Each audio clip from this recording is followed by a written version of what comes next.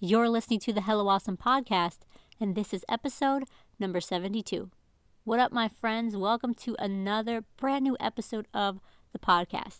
We have had some amazing guests on the show this year. It has been truly awesome.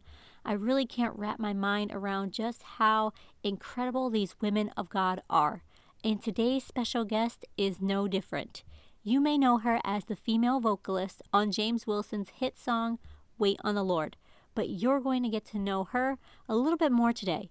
Brooke Staten stops by the podcast to talk about preparing yourself for music ministry, her struggle with loneliness, and why waiting on the Lord isn't always a bad thing.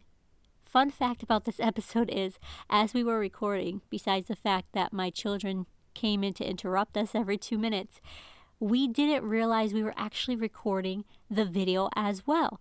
So we have this entire conversation as a video that I'm hoping will be easy for me to edit and upload to IGTV real soon. So look out for that. I've never done that before. Brooke has given the thumbs up to go ahead and share it, so I'm going to do my best to make that content available on Instagram. How cool is that? All right, so let's get into this real conversation that you are just going to love. Here is episode number 72 that I am calling Waiting on the Lord with Brooke Staten. Hey guys, I'm JC. Are you ready for real conversations about faith, business, and life? Me too. This is the Hello Awesome podcast, where I bring forth topics and truthful insights that will encourage you to make intentional choices and pursue God with your whole heart. Are you ready to say hello to the awesome blessings that God has for you? All right, let's do this.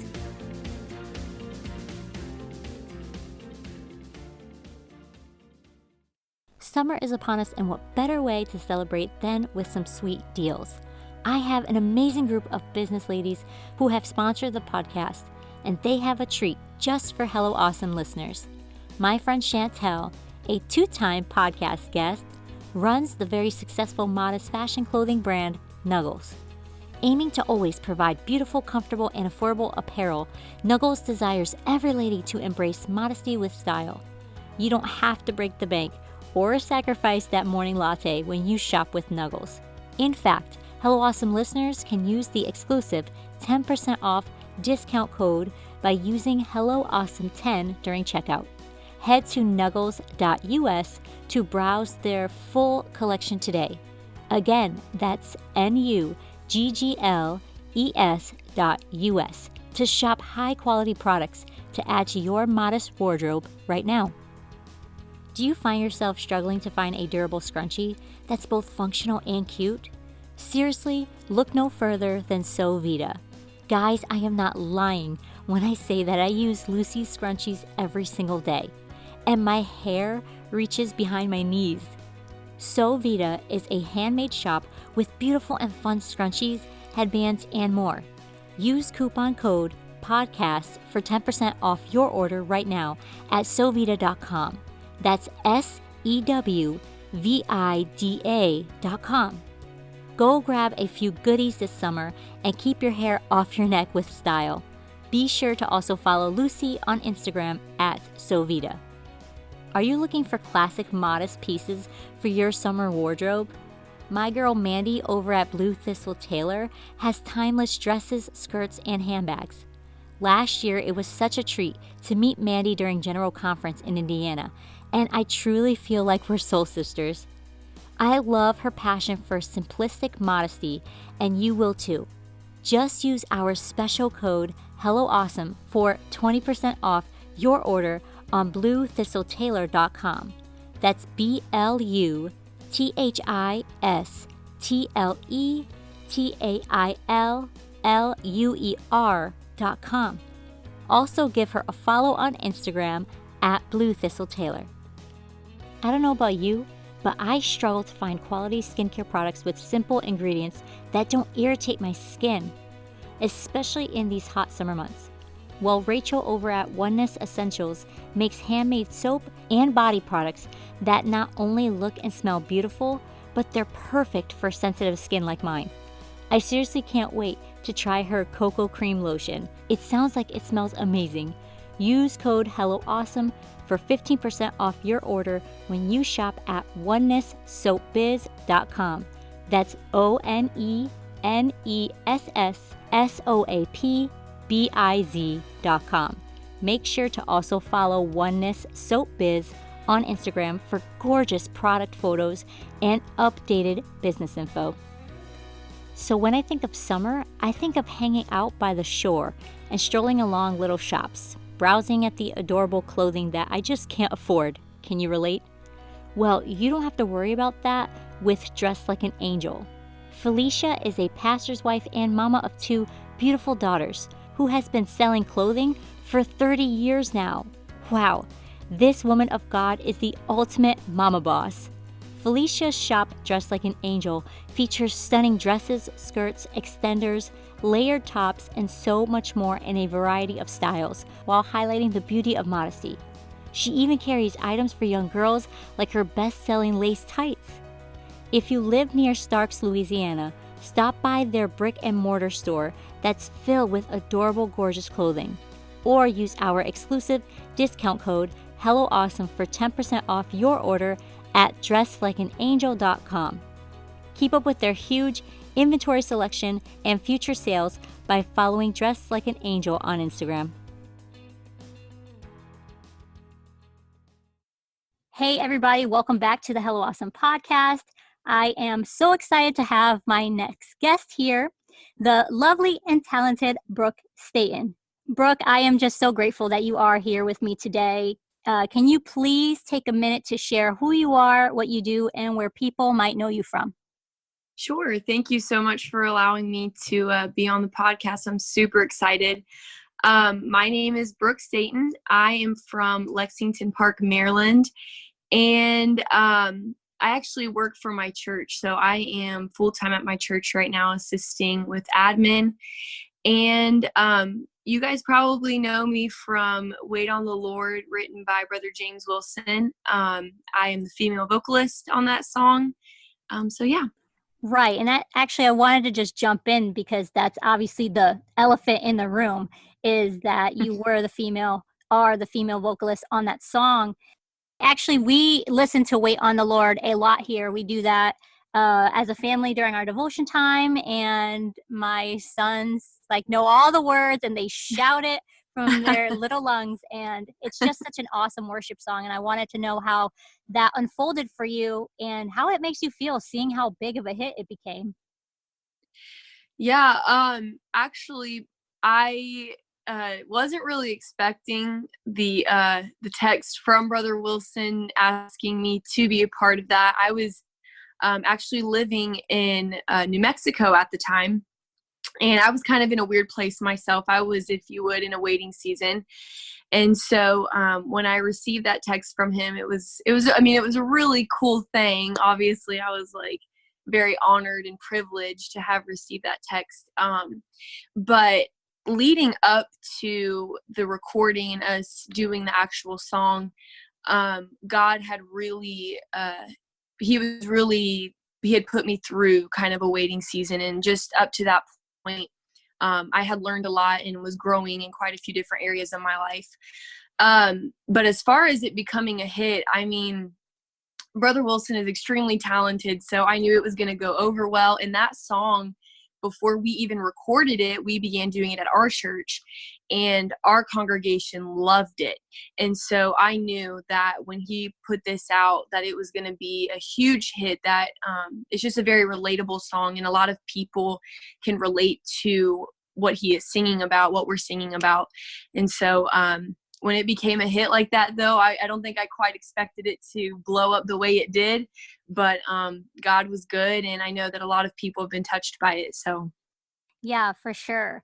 I mean, there's just so much anointing on that song, and I think that has to do with, obviously, like you said, Brother Wilson. He is an anointed person already, and I don't know him, in person, but you can just tell his heart when he's singing, when he's worshiping. He really does love the Lord, and he's really giving it his all. And then, when I was listening to, obviously, your vocals, I think you can really tell the heart of a person when they're worshiping. I really do believe that. I think, the Bible does say, out of the abundance of the heart, the mouth speaketh. So I think if Right. there is something inside of there that wasn't, anointed, it probably would come out. But, I really do appreciate both of you, both of your voices and both of your talents on that song. And, as a young worship singer, how do you keep yourself connected to God so that you're prepared to serve through music?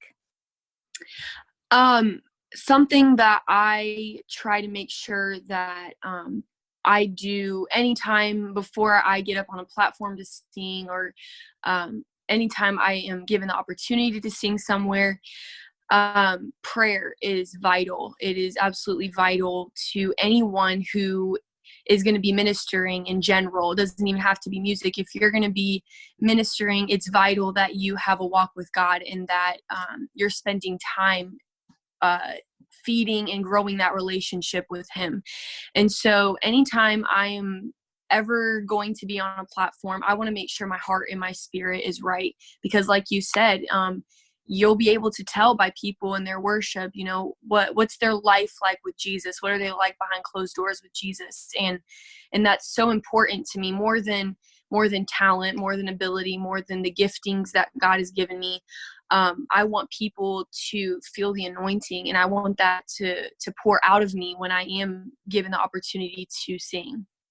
Right, for sure. And as somebody who also serves in their choir and the music ministry, I do agree with that 100%. I think the preparation for that has to start in your personal life, right?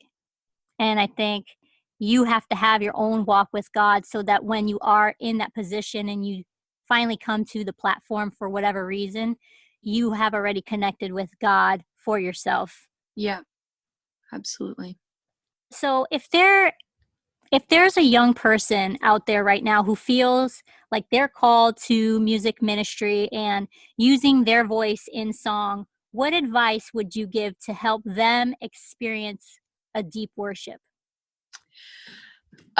Number one, I would say lose yourself in worship. Whenever you get up there to sing, I know at first it's hard. I get nervous no matter how many times I sing or lead worship. I will get nervous every single time, which is a good thing in some ways. But at the same time, it's very important that throughout your worship, you are keeping in mind who it's for and what you're doing it for. And I think that for me, that has been extremely helpful whenever I am nervous or just up there in general. I want to make sure that I am letting people know that this isn't about me. This isn't about what I'm doing right now. This is about creating an atmosphere of praise and worship, because I always try to keep in mind that there might be somebody out there in that congregation that this is their last chance. And we don't know what tomorrow holds. And so I try to keep in mind, I'm going to give it my all today, as if today were my last. I'm giving it my all. And so I would say just lose yourself in worship, but also be confident. You don't want to get up there and Brother James Wilson was actually our music director for a while, and he was very that was a point that he always drove into us, was be confident. Don't get up there and second guess a note or what you're getting ready to say. He's like, if you feel God is giving you something, then give your all to it. And so I think that just losing yourself in worship and being confident are two very important keys when doing music. Yeah, I agree. And I think I've felt that way too, as well, as when you go to sing, you start getting self-conscious, and then all of a sudden now you're thinking about yourself. Mm-hmm. And then it takes you right out of the whole mood. It Right. takes you right out of the working of the spirit. And it's not saying you can't get back to that, but it's just very difficult because now you're Yeah. thinking about all the things. Right. So when you think about what it means to wait on the Lord, what has God been teaching you? That is a great question. And I've actually had people ask me that quite often. Obviously, all of us, if we are walking with God, we're gonna enter into a season of waiting. And quite often I feel that it can be viewed negatively. Waiting, we don't know what's coming. It's uncertain. And So for us as human beings, our nature is to want to know what's coming. We want to know what's coming next and what our future holds. But it's a season where we grow in our trust and in our relationship with God as a whole. And that is something that I've had to learn, even up to this point. There's been things that I've gone through where, now looking at them, I'm like, wow, I'm thankful that I allowed God to work on me in that season, because it brought me to where I am now. And God has really revealed a lot of things to me through those seasons of waiting. And so just I feel like whenever we are entered into that season, it's important for us to do our best to keep that in mind, that a season of waiting isn't necessarily a bad thing. And really, it isn't a bad thing at all. It's actually a season of growth and placing our trust in God. Right. I totally agree. And I like the way that you worded that, because you simplified it so well. And I think it's so easy for us to make it more complicated Mm-hmm. and maybe make it, like you were saying, more of a negative, when sometimes it's not. Right. Sometimes God's just preserving you for a moment, Exactly. because there's something else that He has better for you. So during this quarantine season, I've noticed that you've had a lot of just great content on social media, where you have a video series, and it's some of the thoughts that you have had, and it's to encourage other people. And I've enjoyed all of them. You probably saw that one day I binged on all of them and liked them. You're like, who is this Hello Awesome liking like 10 things of mine? It was me. Um, but the one that I really, really, really appreciated the most, and that I really resonated with, and I think listeners will too, is the one about loneliness. And I don't think we really talk about that enough. And maybe it's just because we assume people know already how to handle that. But a lot of us don't. And I want you to just speak a little bit about that. Just share with us why you're so passionate about encouraging others who feel lonely.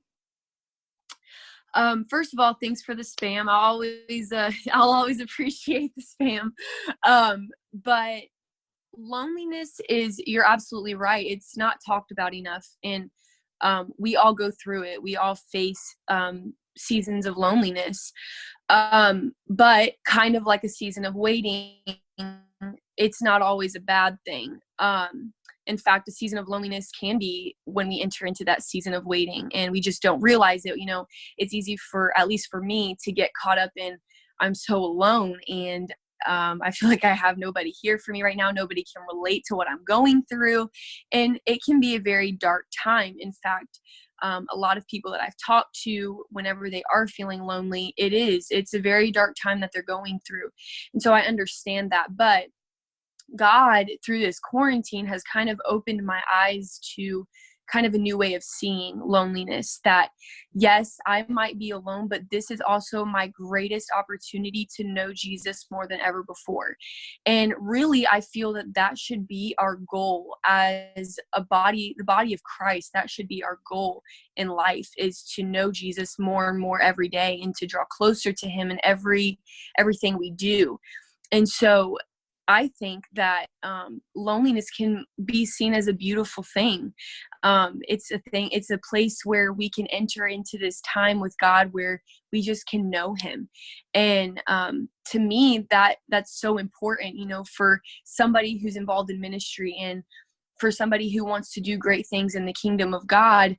I think it's so important, before we pursue our ministry, we need to know who we're doing it for. We need to know the person before we're pursuing that ministry. And so that season of loneliness can be the perfect time for that. And I've been through quite a few seasons of loneliness where it was a dark time, and just not knowing what's coming and what's around me, and feeling afraid.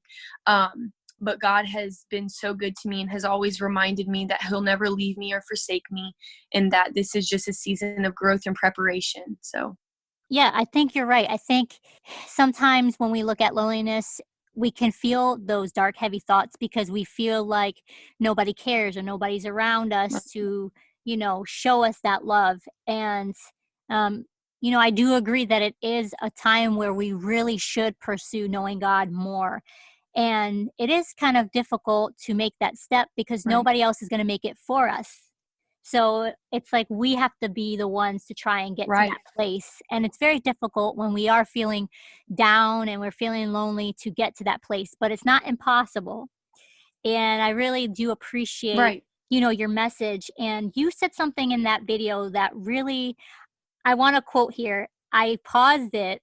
This is how much of a stalker I am. I paused it and I wrote like it down almost exactly how you said it, because it was how you said it that really stopped me. And it's something that I know, but I think it's good to be reminded of. And you said, be so consumed with your calling and with the things of God that the devil has no room to plant any thoughts in your mind. So can you please explain what you meant by that? Absolutely. I believe that whenever, what you are filling yourself with, and I know we talked about it a little bit whenever we were talking about in our worship, but in life in general, what you are filling yourself with is going to show. It's going to show to the people around you, and the things that you do.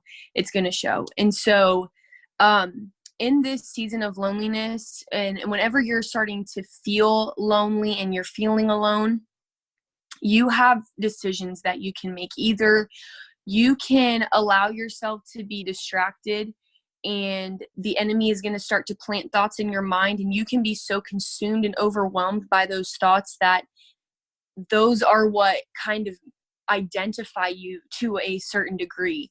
And because I can relate to that because I have been there. Those thoughts can be what you feel define you.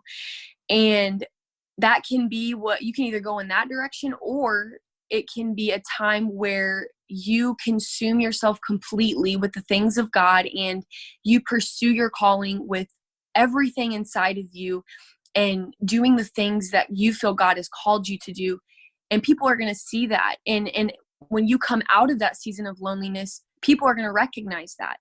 And I can attest to it because I've done both. Whenever I've gone through a season of loneliness, there's been times where I have been consumed and overwhelmed with the things that the enemy has planted in my mind. And people have told me, like, Brooke, you just don't see yourself. You're down, you're out a lot, and you're just kind of negative. And then there's been the times where I've decided, you know what, I'm going to go into this season of loneliness and I'm going to make the best of it.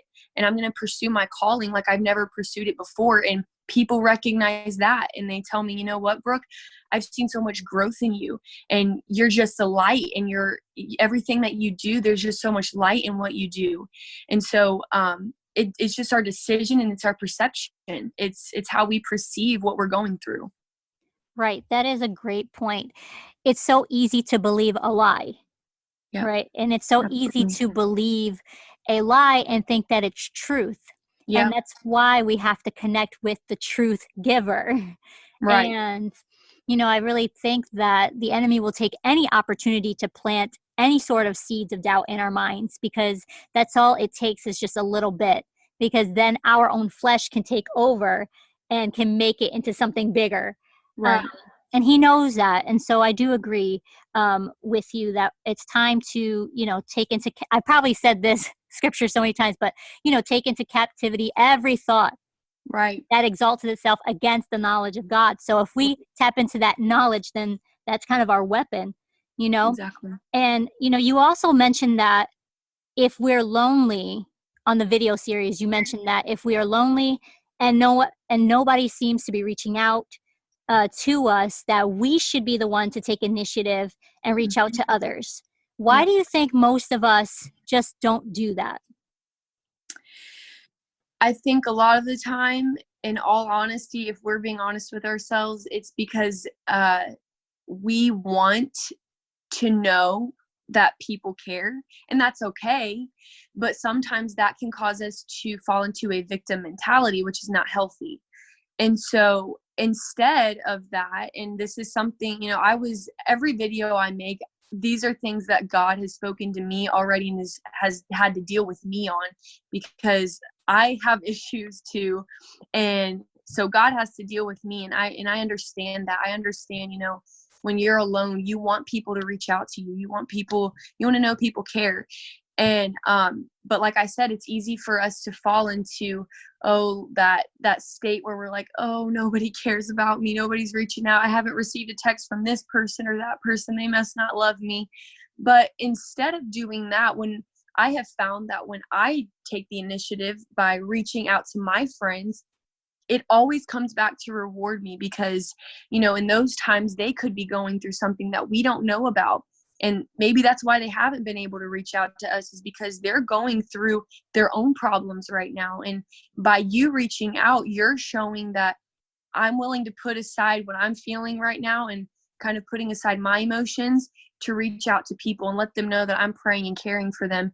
And I can almost guarantee you that it's going to come back to reward you. And in your times of pain and hurt, they'll reach out to you and they'll check in on you, because if they're praying people, God speaks to them, and he'll place you on their heart when it's time. When you're going through something, he'll place you on their heart. Right. That's just a profound thought, because it's so easy to look at our own box and our own life and our own, issues and what we're going through, and not realize that our friends might be going through that too. Right. So they might not even have the mentality to reach out to other people Right. as well.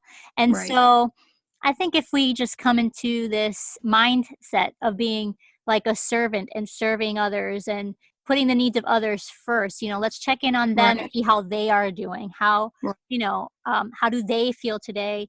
Do they need me to swing by and grab something from, Right. some food for them or whatever? And it's very difficult, because we do want that for ourselves, because it makes us feel good. Right. If we're being honest, yeah, it does make us feel good when you get that text, when you have that, your people reach out to you. But sometimes they might be going through something, like you said, that they just can't, or they just don't feel like they can. And yeah, I think that's a really good point. I think it's a brave point, because it's just admitting and being humble and Right. saying, okay, maybe Right. I'm not the only one dealing with something. Right. So this kind of does bring me to the next point. Why do you think we as believers sometimes hide the fact that we are actually lonely from other people? I think, and I'm speaking mainly from personal experience, but we hide that because immediately we're being vulnerable when we admit to people that we're lonely. And to other people, it may seem like I said, personal experience here, but I'm afraid to tell people I'm lonely, because I feel like they're going to look at me and be like, well, go do something with your life, like, why are you just sitting around and allowing yourself to be lonely? Or, there could be a list of reasons why we feel that way. But I think a lot of it is just we're putting ourselves in a place of vulnerability, and we're allowing people to know that we don't have it all together and our life isn't perfect as some of us may try to perceive.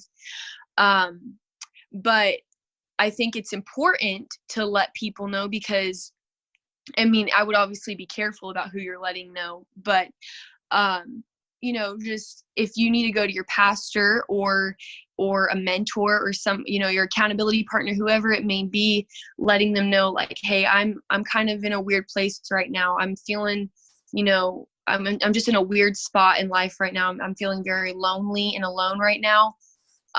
Those people are your spiritual leaders, and God placed them in your life for a reason. And so they're praying people. Most of them are praying people. And so they immediately have some wisdom, and God may have already shown them some things about you that you don't even know about you yet.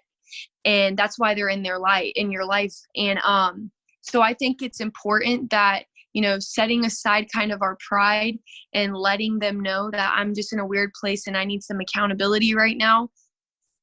God's going to reward that, and God's going to bless that. I can speak from that personally. God's going to see that, and he'll bless you for it. And it's okay to admit you're lonely. We all have gone through it, whether some of us want to admit it or not. We have all gone through a time of loneliness. I really like the points that you brought up, because those are all things that we have to keep in mind. It's not about us. We need to put aside our pride and, really just look at the whole big picture of everything. Sometimes it's Right. easy for us to get so focused on one thing or one area, or just our life, and not really realize that the world doesn't revolve around us. And we got to be in this Right. together, Right. and we are family, we are part of the body of Christ, and we are brothers and sisters, and we have to really look out for each other, and we have to try and understand that people do care about us whether they say it or not, and Right. that we do matter. Just us being there in church does matter. I remember when I was writing one of my books, it really struck me how I appreciated a lot of the elders in my church, but I never told them, Right. and so sometimes people don't say things to you, but that doesn't mean you don't they don't care, that you don't matter.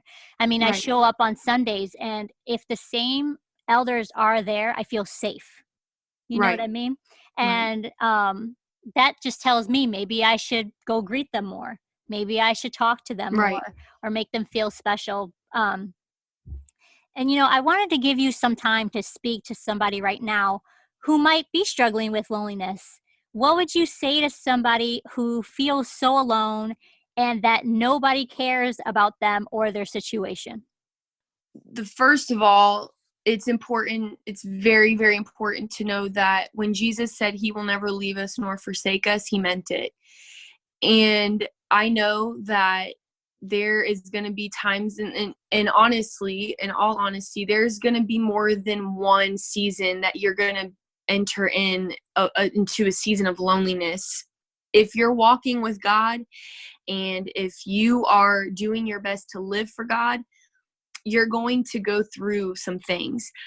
Just look at people in the Bible. I mean, the disciples, we look at these disciples and the things that they went through. There were so many different things that these disciples went through, and they were the closest people to Jesus. They walked with him every day, saw his miracles. And so, if the people who are the closest to Jesus went through some things, you better believe we're going to go through some things. And God is faithful, and his word is true. And when he says that he's not going to leave you, he won't leave you. No matter how alone you feel, it's so important to know that he's still there, and he loves you, and he cares about you. And also, I believe that if we are walking with God and striving to pursue a relationship with Jesus, it should be a part of our nature that when we're going through something, we need to seek the face of God in those times, in those seasons of loneliness. And that's what's going to make or break you. When you're going through something, like I said before, it's all about the decisions you make in those seasons and the things that you're going through, because they really can make or break you. They can destroy the calling that God has placed on your life, or they can be what grows you and allows you to enter into just a new dimension of relationship with Jesus. And so I feel like for those who may be experiencing loneliness right now, I've been there many times, and I know there's going to be more times that I go through it, but I know that he's there for me, and I'm going to allow that season to be a season of growth. That's so, so good. Well, thank you for, speaking into that. And I hope that encourages somebody right now that, Jesus is still with us, even if we don't feel him. And so, like Brooke was saying, it is important for us to take the initiative to seek Jesus, right? We want to talk Right. about taking the initiative. Seek the Lord. Don't just wait on your miracle, but go seek after Right. him just for being him. Right. Just seek after a relationship. Right. Well, Brooke, thank you so much. You are truly a light, and I know that in your voice when you sing and when you speak, you just are a breath of fresh air, and I'm just so thankful for your ministry. I'm thankful for just God connecting me to your page and just connecting me to you personally. Hopefully this can grow into a bigger friendship, and we can just learn more about each other. I think that's such a beautiful thing about social media, is finding people of like-mindedness and then connecting with them. Where can we find you online and social media?